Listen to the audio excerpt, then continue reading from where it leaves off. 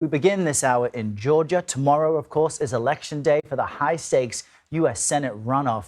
Polls are showing Herschel Walker and Democratic Senator Raphael Warnock effectively still locked in a tight race. More than 1.8 million voters already cast their ballots. Friday was the biggest early voting day in Georgia's history. Consider that. Nikole Killion joins us now from Atlanta with more on all of this. Nikole, good morning.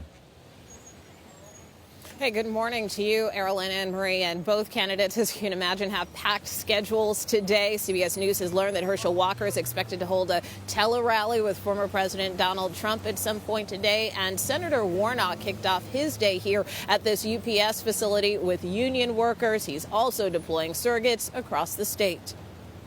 Are you ready to win this election? Incumbent Democratic Senator Raphael Warnock ended Sunday just as he began it, in church. You're going to vote for somebody whose last name begins with a W. Just make sure you vote. And the Baptist minister who pastors the same church Reverend Martin Luther King Jr. did got some backup from the choir. La, la, la, la, la, la. In a virtual phone bank with Stevie Wonder.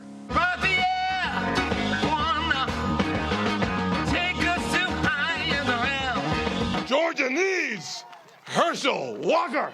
Instead of star power, it was Senate power, with South Carolina's Tim Scott and Louisiana's John Kennedy stumping for Republican challenger Herschel Walker. Do y'all know Raphael Warnock has spent over $100 million against me already? And we're in a tie. With the end zone in sight, the former Georgia football star also spent part of his weekend tailgating with supporters at the SEC championship game. It's all part of an intense ground game to drive turnout on both sides. This election is so critical. Even though control of the U.S. Senate is no longer on the line, voters say Georgia still matters. If two or three of them do not lockstep with the Biden agenda, then we have another potential Republican senator that might break that trend. We have an opportunity here to create a real majority, a real 51-49 situation. So this is hugely important.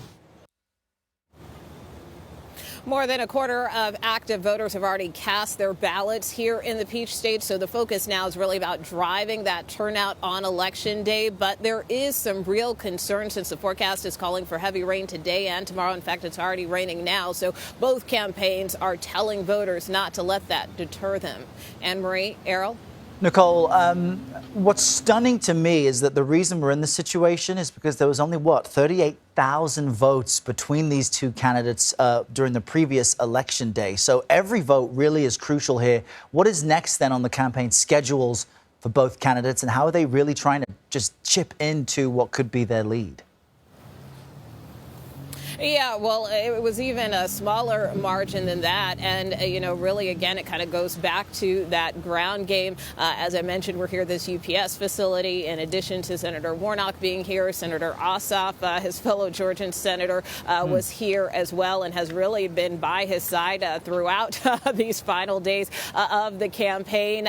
You also have Senator Warnock, who will be campaigning with Congress's newest member, Maxwell Frost, who is the youngest member of Congress, or soon to be, as part of the Gen Z. So that is really about kind of targeting younger voters. That really has been what we've seen in terms of the Warnock strategy in recent days. They really want to get at a lot of these young people. The senator was at a college campus just yesterday. In terms of Herschel Walker, he is spending most of his day north of Atlanta. Those are counties that are considered Republican strongholds. That was kind of that pocket and area that Herschel Walker was counting on last time during the general election. So he has multiple stops, again, north of Atlanta to try to close the deal with voters there. So, again, this will all come down to turnout.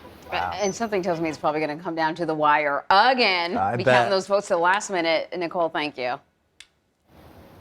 You bet.